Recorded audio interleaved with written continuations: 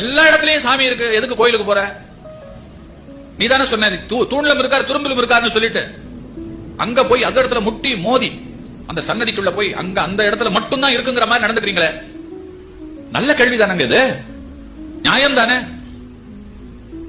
அதுக்கு காஞ்சி பெரியவர்ல அவர்கிட்ட கேட்கும் பொழுது அவர் ரொம்ப அழகா பதில் சொன்னார்.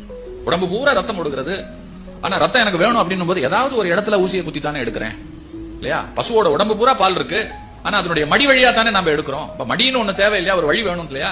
அது போல எங்கும் நிறைந்த இறையை ஒரு குறிப்பிட்ட புள்ளியில இருந்து வெளிப்பட செய்து பற்றிக் கொள்ளுகிறோம், அவ்வளவுதான் அப்படின்னாரு. இந்த பதிலை எப்படி மறுக்க முடியும்?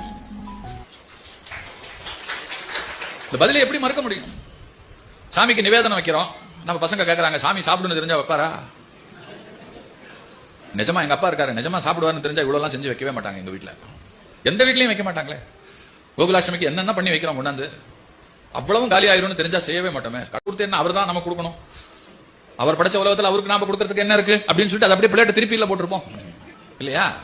இதை கேட்கறாங்க, சாப்பிட மாட்டாருங்கிற தைரியத்தில் தான் எல்லாம் படைக்கிறோம், அப்புறம் நாமளே சாப்பிட்டுக்கிறோம். எவ்வளவு பெரிய ஏமாத்து வேலை, சாமியே ஏமாத்துறது இல்லையா? இது ஒரு கேள்வி. இந்த கேள்வியை அப்படியெல்லாம் அலட்சியப்படுத்திட முடியாதே, நியாயமான கேள்வி தானே.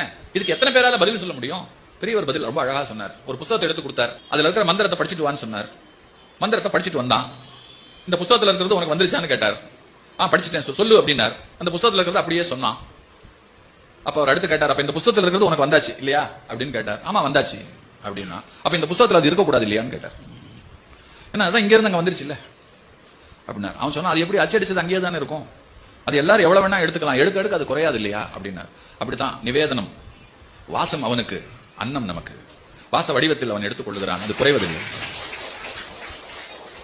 குயுக்தியான அறிவை கடந்த